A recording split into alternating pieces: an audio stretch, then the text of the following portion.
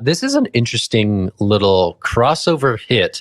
CBDCs entering even further into the mainstream conversation, and for not a lot of good ways. The CBDC is indeed the new government boogeyman prying on what you do in your wallet. And we saw that discussed on an episode of Joe Rogan with rapper, singer, star Post Malone. Let's hear the clip and then let's talk about it. Play the clip.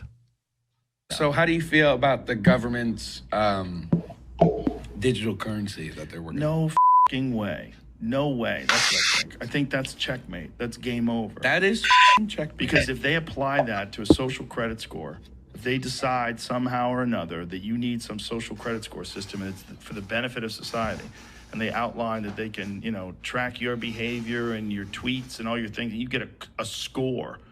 And if already doing that, they just haven't released the report cards. Well, they don't have the kind of freedom that they like. They didn't send the report cards home to the parents yet.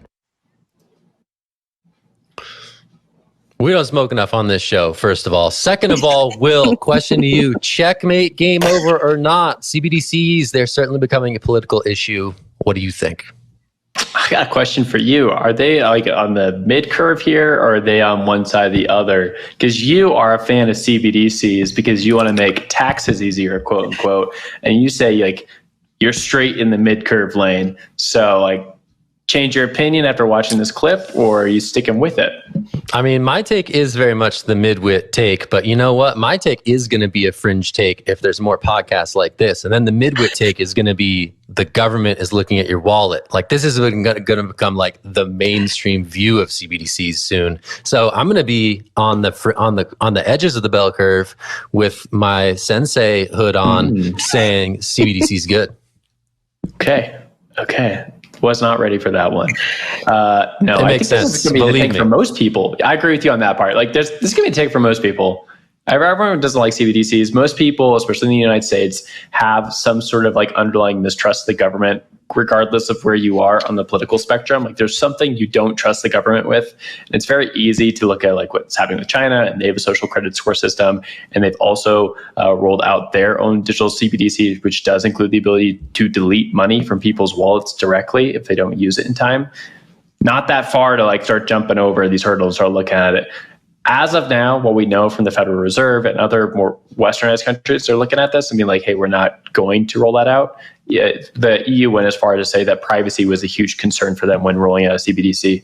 So, Zach, maybe you will be like on the fringe and be the sensei here, but I don't know. There's some mistrust in the air. Jen? I mean, I want to go in on that point real quick because I think like institutional mistrust, right? That's what this is. This is an example of that, right? And institutional distrust of the government is American as apple pie. And I think this is going to be the consensus critique because it doesn't take a lot to like know the story already. You're like, oh, the government is rolling out a digital dollar that has more surveillance capacity than paper dollars. Therefore, government bad, CBDC bad. Like, I feel that's going to be the mainstream thing before you know it. And it's going to be really interesting to see if, I don't know, like the Christian Carlos of the world who've been advocating for digital dollars for a while now can make the case in the face of those headwinds. It's going to be tough. It's going to be tough down here in America. I don't know. Jen, what do you think?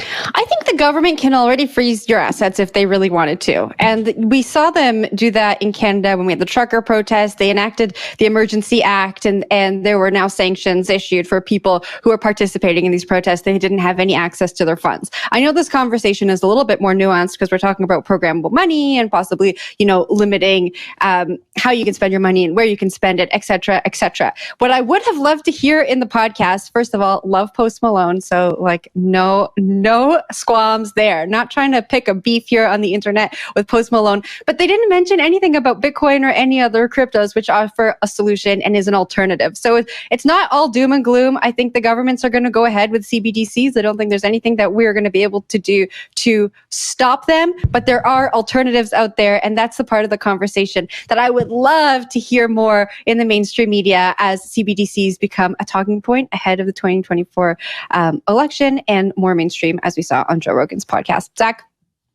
Yeah, it's just scary. I mean, there is a very scary world in which CBDCs go unchecked, right? The privacy protections aren't baked in. The trust in the institutions.